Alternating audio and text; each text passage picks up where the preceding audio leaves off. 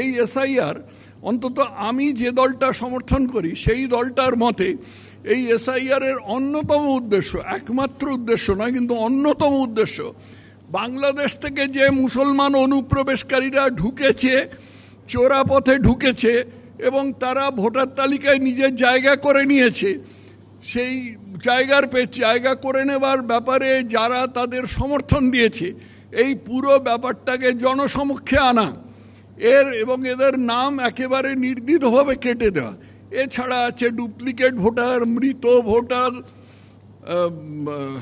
ভুতুড়ে ভোটার, হরেক রকম আছে। কিন্তু এই ব্যাপারটাতে আমার মনে পড়ে গেল, বুড়ো মানুষের একটু বেশি মনে পড়ে যায় অতীতটা, আমার মনে পড়ে গেল 4 অগস্ট 2005 সাল।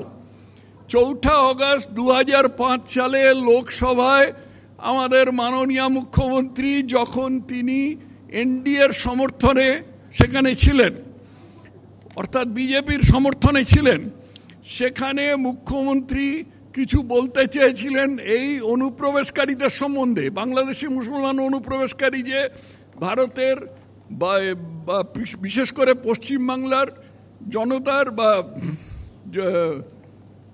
যে ভারসাম্য নষ্ট, ধর্মীয় ভারসাম্য যে নষ্ট করেছে সে ব্যাপারে ডেপুটি স্পিকার তখন চেয়ারে ছিলেন, উনি বলতে দেননি। তাই শুনে মুখ্যমন্ত্রী রেগে, তখন তো মুখ্যমন্ত্রী ছিলেন না, উনি রেগে এত কিছু কাগজ নিয়ে ওইখান থেকে ছুঁড়ে মারলেন। বারবার সেটা টিভিতে দেখানো হয়েছে।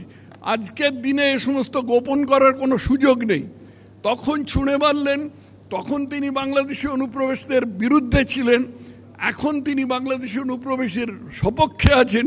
ব্যাপারটা কি একটু ব্যাখ্যা করে বলবেন? ব্যাপারটা কি? 2005 সালে বাংলাদেশি অনুপ্রবেশ ব্যাপারটা পছন্দসই ছিল, আর এই 2025 সালে এটা পছন্দসই নয়।